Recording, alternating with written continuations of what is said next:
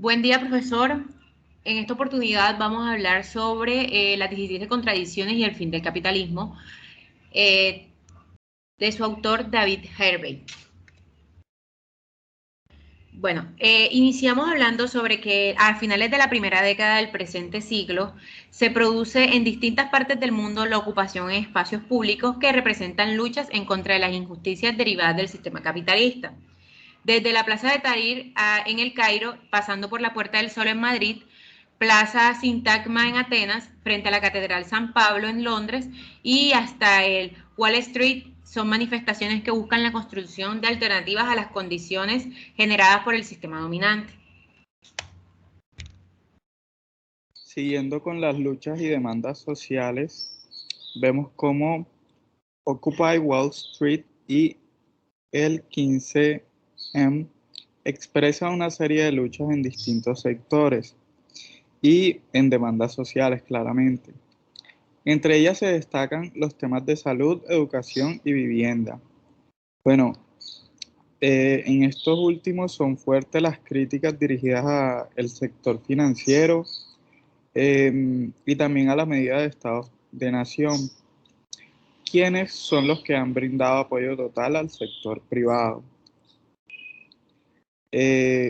Los rescates bancarios, las inversiones y las deudas convertidas en deuda pública, las legislaciones que permiten a la banca comercial pues, realizar procedimientos judiciales contra deudores y entre otras medidas.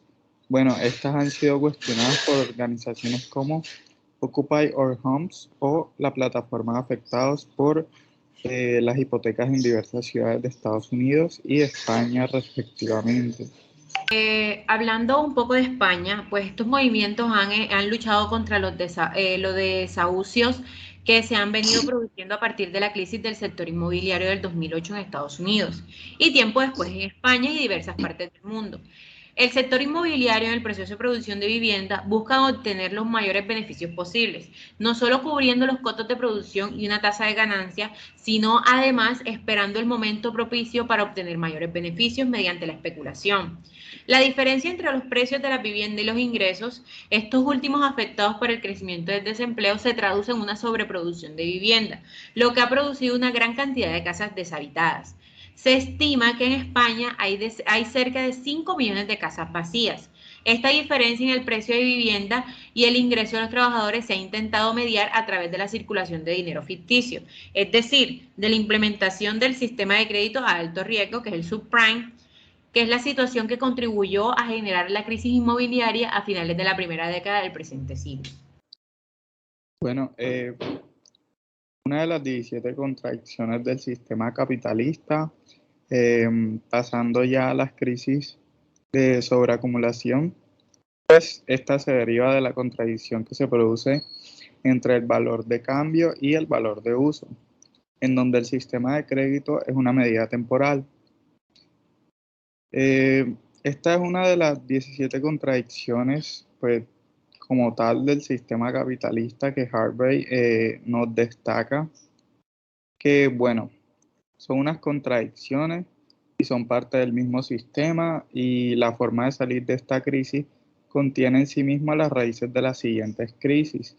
Es decir, este manifiesta un carácter cíclico que se viene dando, eh, o sea, repitiendo muchísimo. Bueno, esto se aprecia en el mercado de vivienda en el cual dicha contradicción ha sido recurrente. Basta recordar la crisis de 1928, del 73, del 87 y el 2008 en Estados Unidos. Estos son claros ejemplos de lo que se ha vivido.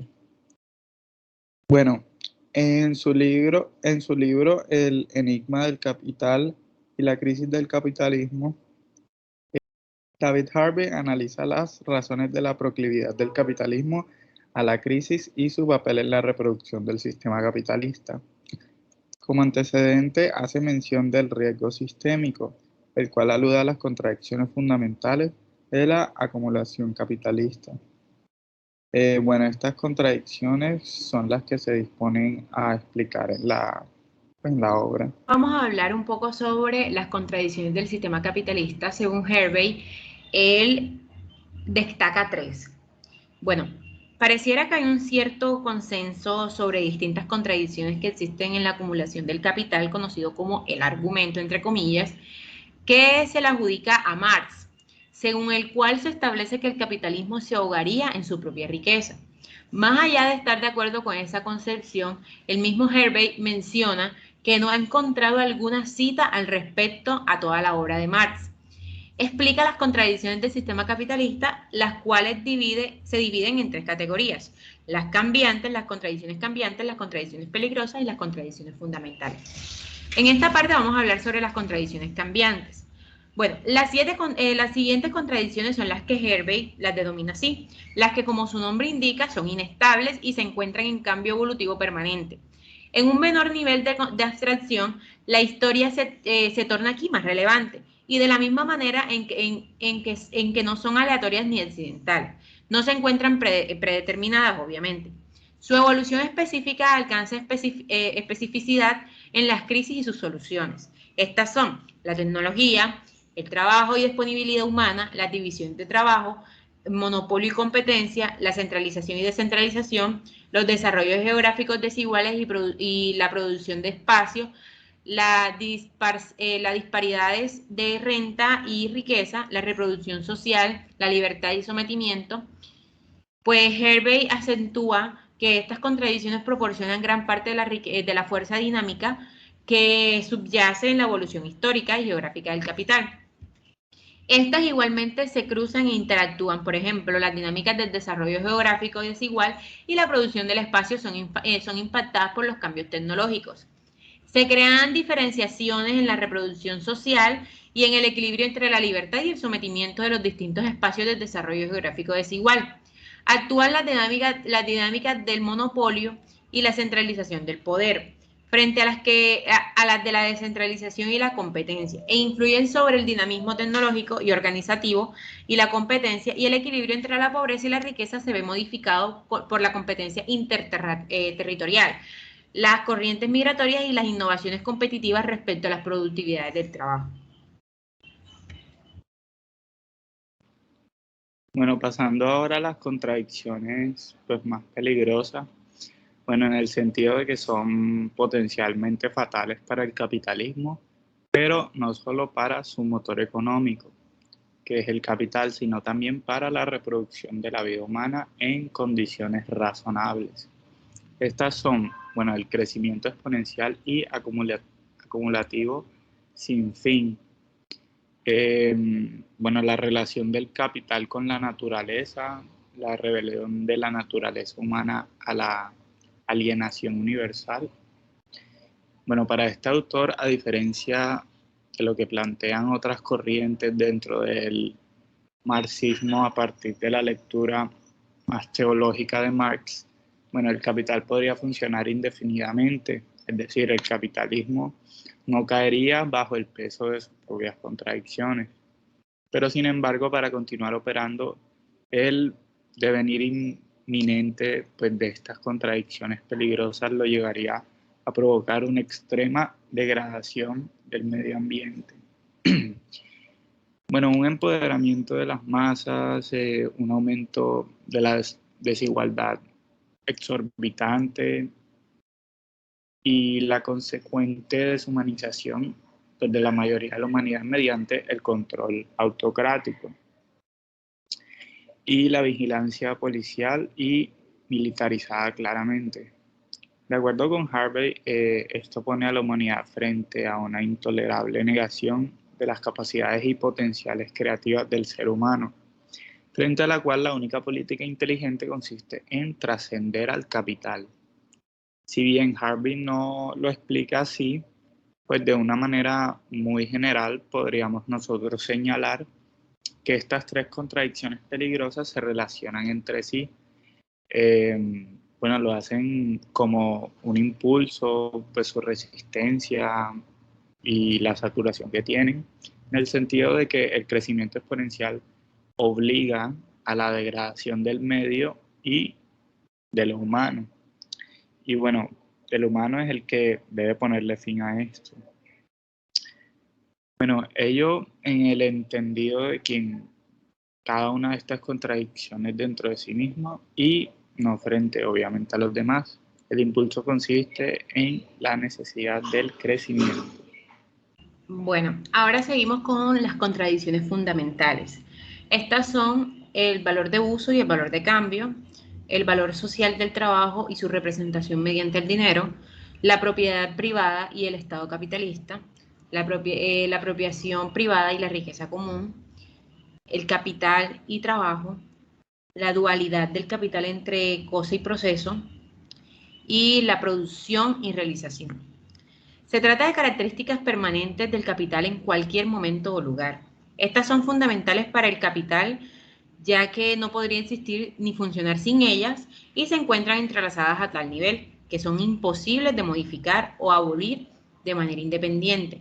Como el mismo Hervey en el 2014 señala, abro comillas, cuestionar el papel dominante del valor de cambio en el suministro de un valor de uso como la vivienda, por ejemplo, supondría cambiar la forma y el papel del dinero y modificar, sino abolir el régimen de derechos de propiedad privada que también conocemos. Cierro comillas. Bueno, otra contradicción fundamental para el sistema, pues tal pareciera ser que suelen ser comunes los análisis sobre el método de producción capitalista y la desigualdad en la distribución de las riquezas. Thomas Piketty, en su libro El Capital y el siglo XXI, hace extremadamente este tipo de análisis, pero suele ser un poco común, por decirlo así, analizar las crisis del sistema capitalista y las causas que lo originan. Thomas establece además pues, que el libre mercado sin ningún tipo de regulación estatal produce oligarquías antidemocráticas y la contradicción existente que explica Harvey, bueno, es que en la medida en que se consolidan los estados democráticos, pues se suelen limitar las movilidades del capital y por tanto, pues la contradicción entre el Estado y la propiedad privada se intensifican convirtiéndose en una pues, contradicción absoluta que enfrenta lo público contra lo privado.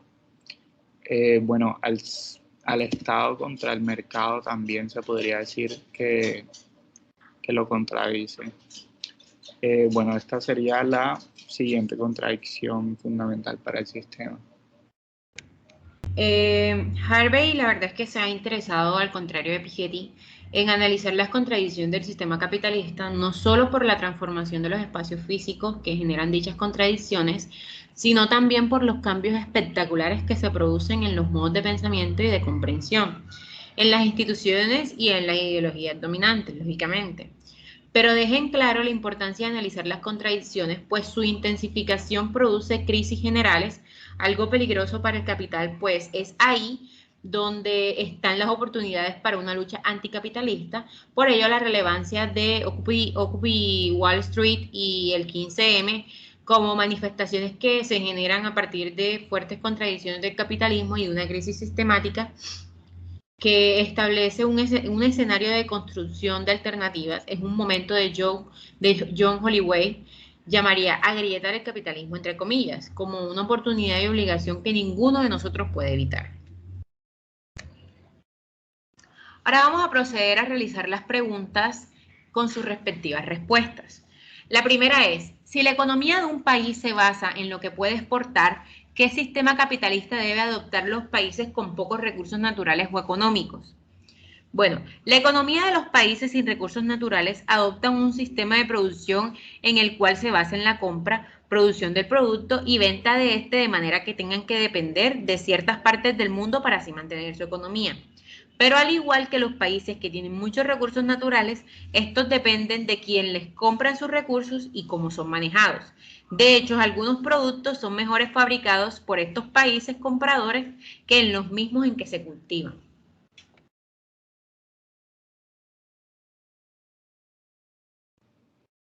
Bueno, como segunda pregunta tenemos Bueno, el capitalismo ha aportado más beneficios o daños a las economías mundiales comparándolo con otros sistemas económicos. Bueno, yo pienso que ha tenido más beneficios ya que en la actualidad y en las generaciones conjuntas pues se basa en algo muy clave a la hora de subsistir y esto es el dinero claramente. Bueno, el capitalismo se basa en tener bienes privados obtenidos por una persona natural en la cual se va valorizando con el paso del tiempo. Y así, pues con esta poder obtener un tipo de ganancia, eh, independientemente de si lo pone en venta o si decide ponerlo en algún servicio.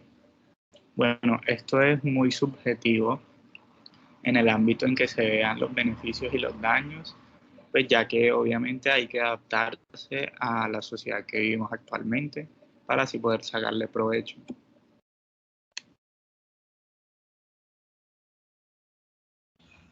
Bueno, como tercera y última pregunta es la siguiente. ¿Qué regulaciones debería adoptar un sistema capitalista? Pues este debe tener un sistema capitalista sustentable, donde las empresas puedan generar rentabilidad y a la misma vez empleo, ayudar al medio ambiente y reducir la contaminación, ya que el extremismo de generar dinero y obtener bienes privados en la mente equivocada puede ir más allá de sobrepasar cualquier límite que se tenga en la actualidad o problemática. Por ejemplo, la pobreza mundial, lo que se busca es reducirla mediante un sistema capitalista sustentable. Bueno, a continuación vamos a presentarles un video en donde le hacen una entrevista al autor de este libro, donde él también muestra como tal sus opiniones de lo que se trata su escrito, su libro, sí, y da como tal su opinión personal a lo que es el sistema capitalista. Cámaras de prensa rural han accedido a dialogar con el profesor David Harvey, quien está aquí en Colombia y en Bogotá para acompañar el 4º aniversario del Seminario Internacional El Capital 150 aniversario. Profesor, muchísimas gracias por estar con nosotros. Thank you, David, for being with us and allowing Rural Press to talk with you. We are the voice of the campesino, the farmers, and the peasants here in Colombia.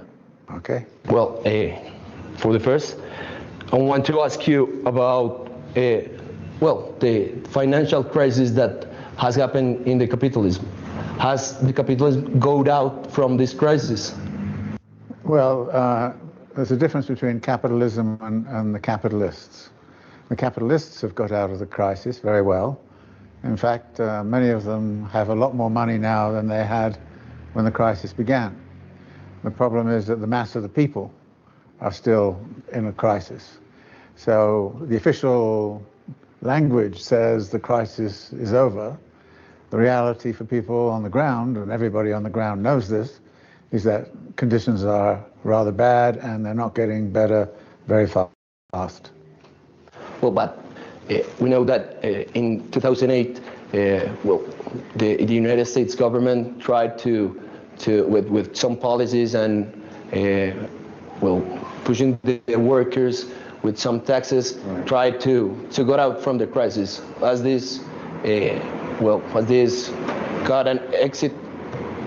Well, no. What the U.S. government did was to follow the neoliberal rule that if there is a crisis and you have to choose between bailing out the banks or bailing out the people, you bail out the banks and let the people suffer.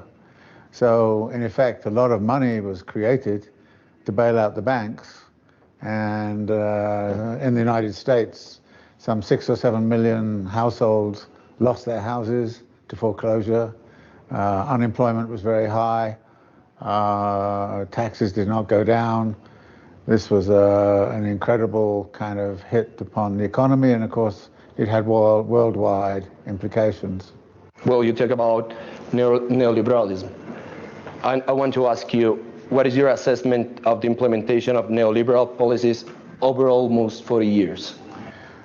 It depends a little bit how you define neoliberalism, and there are many different definitions out there. In recent years, I noticed that the academics have tried to come up with so many different definitions that nobody knows what it means anymore, and some people say we should never use the term. I've always had a very simple idea about neoliberalism. It was a political project on the part of the large corporations and the very wealthy families to gain more wealth and power. And since 2007 and 2008, the large corporations and the wealthy families have actually gained much more wealth and power. So neoliberalism has not slackened in any way. In fact, it's intensified. The only thing that's happened is that its legitimation, the excuses people give for it, have begun to sound rather hollow. For example, the argument that having a perfect market economy is going to benefit everybody. Plainly, it does not. It just benefits the wealthy and not the poor.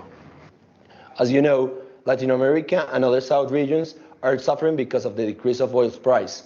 Some of the alternative and democratic governments have real difficulties solving social demands, and the situation has been used by the United States that's pushing for those governments to end. What's your opinion about it? I think there are certain options that exist that I don't see political power taking in these countries in ways which are rather surprising. For example, I think in Ecuador, that I know a little bit about, and I think probably the same is true of Colombia, you could be reasonably self-sufficient in food if you really organize the peasant sector and brought it close to feeding the urban populations. But the strategy of the governments is to actually destroy that capacity and to prefer to import food from the United States, Holland, everything else. So the governments are actually destroying the basis for agrarian life because they have this international kind of orientation, and they are playing the game that the supermarkets and the agribusiness wants. So there are things like that which could be done, which would, I think, be very helpful for the population of Colombia and Ecuador, Bolivia, and the like. But they're not being done for those political reasons. The fall in the oil price, of course, is putting incredible pressure on those governments. So it's a mystery to me that if the oil price is falling and your foreign exchange reserves are falling, then why would you want to actually start to import food which requires foreign exchange? None of this makes any economic sense. It only makes political sense because it goes back to what I'm saying, that neoliberal policies have always been about feeding the elite and giving them more and more wealth and power at the expense of the populations.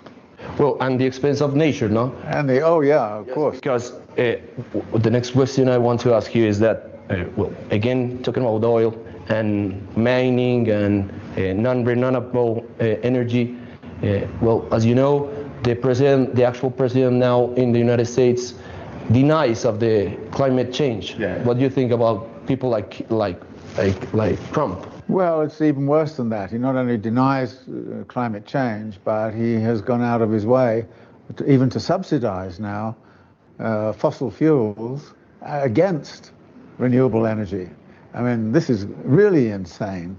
And of course, it comes at a moment when, while I don't want to say that all of those hurricanes were the result of climate change produces conditions under which you're likely to have a lot more extreme weather events.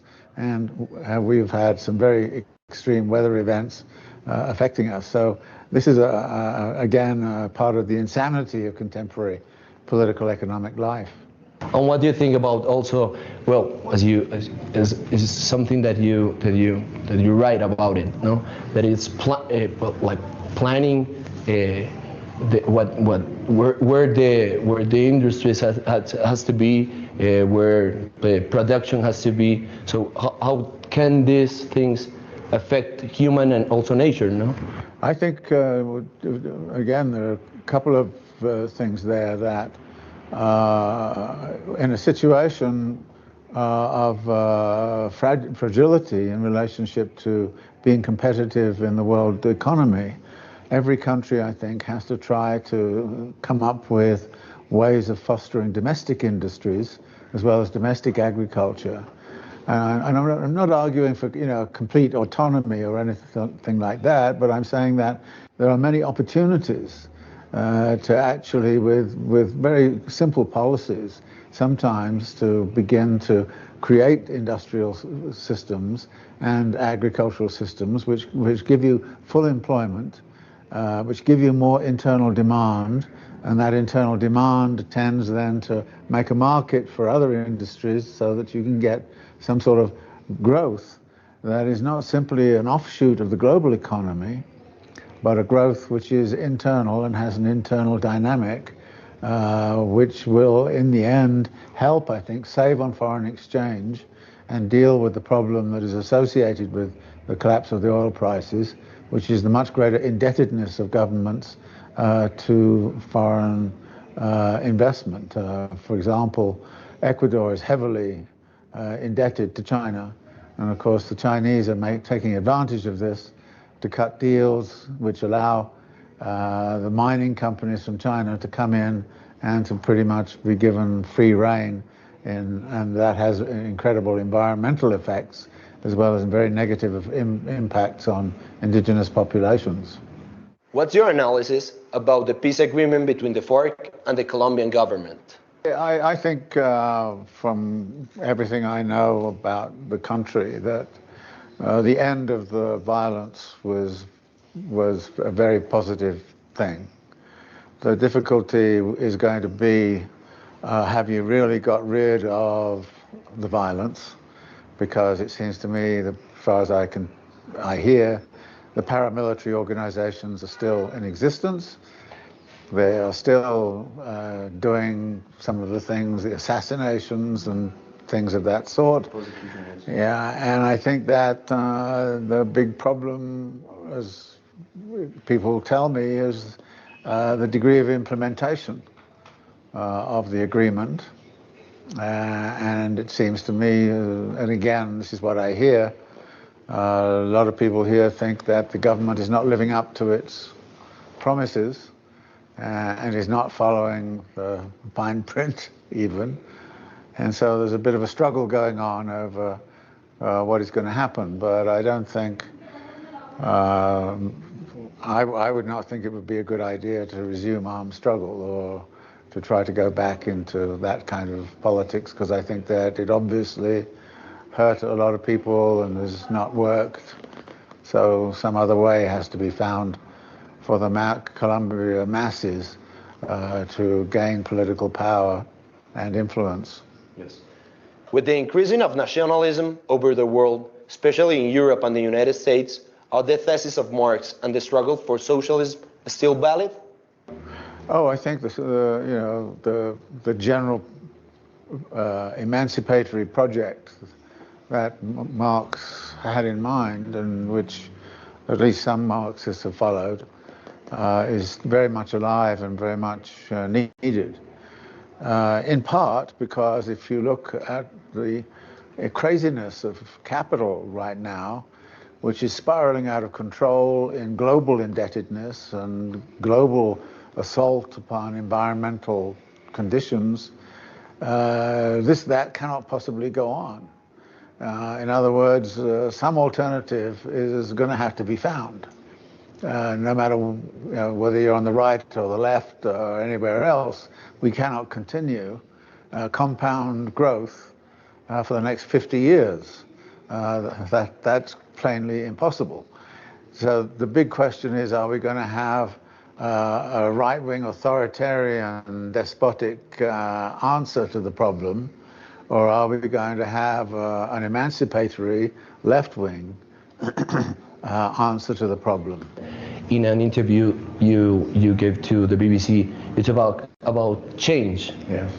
What do you, can you explain that concept? Yes. I think one of the changes which is being worked on in many parts of the world is establishing a far more democratic basis for decision making.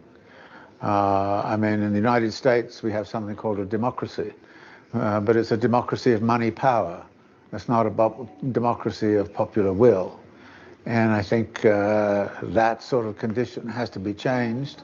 I think we have to change governmental structures, which is very, very hard to do.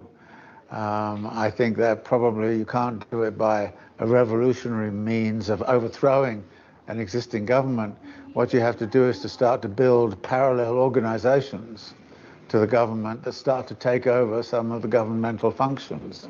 And I see this beginning to be tried in, say, in Barcelona and other cities, so that you start to set up alternative democratic assemblies which start to have certain powers, and you diminish the power of the conventional government in favor of these much more democratically structured institutions. In the United States, we have incredible kinds of problems. For example, we have a Senate, and in the Senate, something like 20% of the population of the United States actually controls 60% of the seats in the Senate. So a state like California has 2 senators, and a state like Montana that has almost no population at all has 2 senators. So this is the most undemocratic institution you can possibly imagine. So we need constitutional reform. I don't think it's going to come in the United States very easily, but until it comes, we have to build these alternative organizations and organizational forms.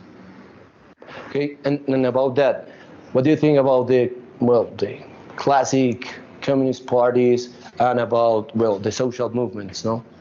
I think the classic communist parties, they had a historic period where their form of organization was probably well adapted to the circumstances in which they found themselves, sort of in the, say, the 1920s and 1930s.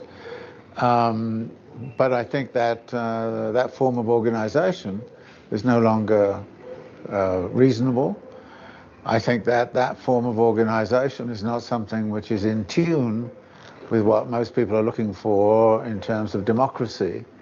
Most people, I think, don't like the idea of democratic centralism that the Communist Party pursues. So I think it has to adapt. And the trouble with much of the left, as well as the Communist Party, is that instead of being progressive, they're incredibly conservative. They want to keep doing the same thing that they did in the 1920s. And I get tired of actually having discussions with people on the left, and it all boils down to, who do I support, Lenin or Luxemburg? And you kind of go, in their time, they did some extraordinary things, but times have changed, and we need political parties and political organization that is not of that sort. And I think that it would be the kiss of death if we said we're going to wait for the Communist Party to wake up, as it were, and renovate itself in a way that is going to be capable of dealing with the contemporary problems. And for that reason, I very much favor, again, the creation of alternative political organizations to the traditional organizations. And I think probably most people in Europe and North America would agree with that.